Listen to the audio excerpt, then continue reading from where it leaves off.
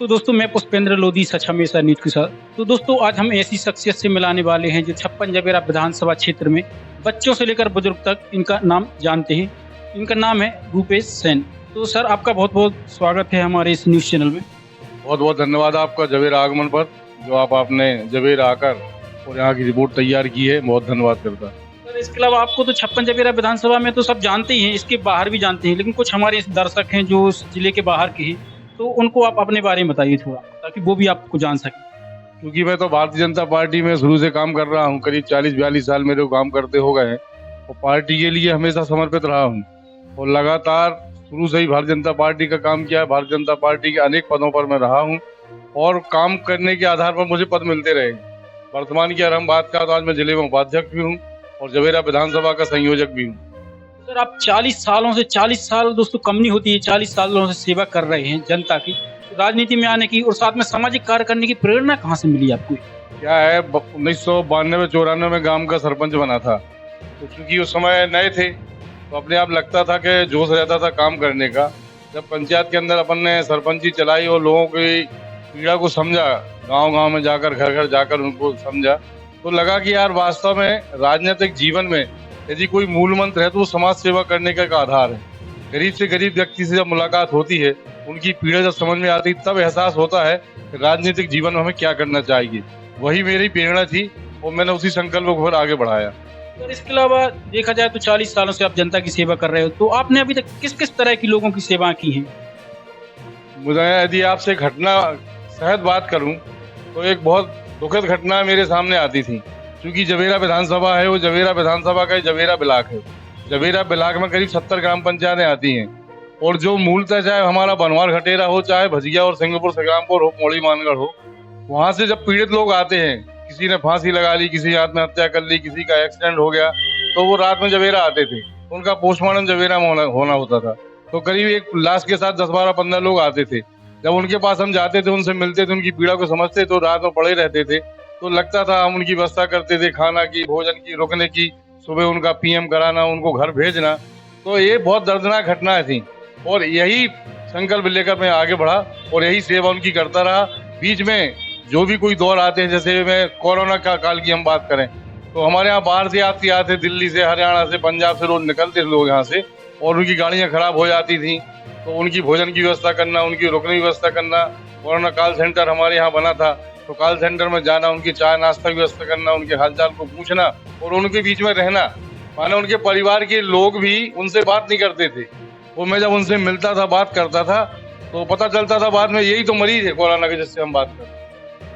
तो मैं आपको बता दूं, ये तो ऐसा कि हर नेताजी बोलते हैं अपने मन से कि भाई हमने ऐसा काम किया, लेकिन मैं वास्तव में अभी तक छप्पन जबेरा क्षेत्र में 80 से 90 गांव में घूम चुका हूं। लेकिन हर गांव में जाता हूं तो लोग बोलते हैं भैया रूपेश सेन जी के वहां पास जाओ, तो कुछ मदद हो, कोई पुलिस वाले या कोई ब्लॉक में कोई अधिकारी सुन ना रहा हो, तो वो इनके पास आते हैं और ये फोन से ही उनका काम करा देते हैं कि भैया लोग इनको बहुत ज्यादा प्यार करते हैं, क्योंकि ये लोगों की मदद करते हैं। पुलिस थाने में देख ले, किसी भी विभाग में देख ले, कोई भी अधिकारी ना सुनता हो तो हर ग्रामीण इनके पास आता है, उन्हें फोन लगाकर ही उस व्यक्ति का काम करवा देते हैं। तो सर इसके अलावा फ्यूचर में क्या प्लान है? इसी तरीके से मदद करते रहोगे या इससे आगे भी करना चाहोगे? क्योंकि 40 साल का अनुभव कहता है कि राजनीतिक जीवन में अगर वास्तव में समाज हित में काम करना है, जनता के हित में काम करना है, तो पद कोई महत्व नहीं होता। पद एक प्रतिष्ठा है कि आदमी पद लेकर अपनी प्रतिष्ठा बना सकता है, लेकिन समाज में काम करना है तो समाज में प्रतिष्ठा बनाना, तो आदमी की दुख तकलीफ में आपको खड़ा होना पड़ेगा, उनके दुख दर्द में शामिल होना पड़ेगा, उनकी समस्या का समाधान करना पड़ेगा, उनके बीच में रहना पड़ेगा, तब आपकी प्रतिष्ठा बढ़ेगी। तो इसके अलावा देखा जाए दोस्तों कि छप्पन जबेरा क्षेत्र है, यहाँ पर लोधी समाज की बहुलता है और ये लगभग 40 साल से समाज सेवा कर रहे हैं, राजनीति में जुड़े हैं, बीजेपी से जुड़े हैं, तो अभी तक बीजेपी ने इनको कोई बड़ा कार्य या सेवा करने का मौका नहीं दिया है। तो सर जैसे देखा जाए इस बार चुनाव नजदीक है, अगर बीजेपी आपको टिकट दे देती है जातिगत समीकरण से ऊपर उठकर, तो आप क्या तैयार हो? मैं हमेशा तैयार हूं, क्योंकि मैं अपने आधार पर चुनाव नहीं लड़ता। जनता की जो मांग है, जनता का जो रुझान है, जनता जो चाहती है कि ये गरीब आदमी परिवार से निकल कर 40 साल से लोगों की सेवा कर रहा है, तो उसे एक बार मौका मिलना चाहिए।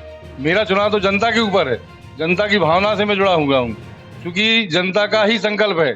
मैं तो काम करता हूँ, काम के बदले में कुछ मांगता नहीं हूँ, लेकिन जो वास्तव में जनता का प्यार और उनका स्नेह मुझे मिलता है, हम कहीं भी जाए, जवेरा 56 जो है इसमें करीब 2,32,000 वोटर हैं और उसमें 294 पोलिंग बूथ हैं।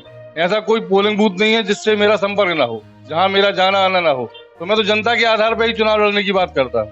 सर जैसा कि आप 40 साल से राजनीति से जुड़े हैं, बीजेपी से जुड़े हैं, समाज सेवा का काम कर रहे हैं, तो आपको इस क्षेत्र की तो समस्याएं पूरी पता ही होगी।